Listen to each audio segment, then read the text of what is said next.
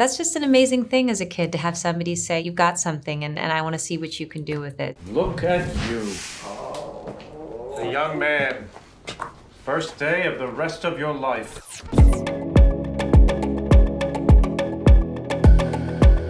Any part you play is pressure.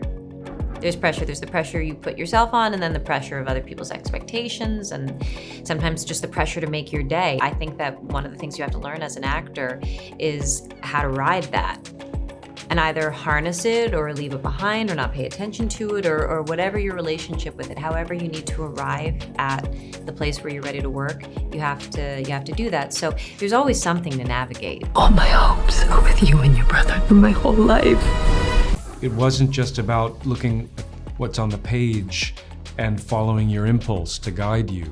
You know, it felt, in this case, necessary for me to find a way to get some sort of DNA sample of who this person was, how they behaved, what they sounded like, what they felt, enough so that you could be an authority on that and take ownership of it so that you can be free on set to bring it to life.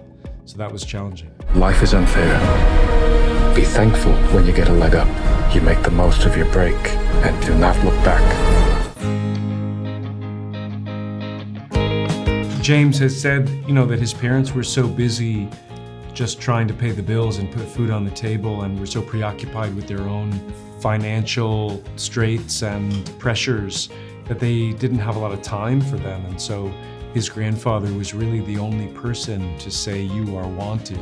It's an incredibly beautiful relationship and a necessary one. We all need someone like that in our lives. I think I want to be an artist when I grow up. You're going to be an artist if you want to be. Nothing's going to stop you. You're going to college. The person that comes to mind was my first acting teacher. You know, you would go and you do all these theater games, and at the end you would get to do a show. She would cast me as the villain. And that was the part I would always get. And many years later, because we stayed in touch, I asked her, I said, why did you always cast me as the villain? And she said, because I knew you could handle it. And that's just an amazing thing as a kid to have somebody say, you've got something, and I want to see what you can do with it. In our director's case, you know, he says that his grandfather really was the one, which just shone a light on my own fortune that I had more than one person. Yeah, I feel very fortunate to have been given encouragement and nurture when I was a kid. Rise and shine and don't be a lug nut.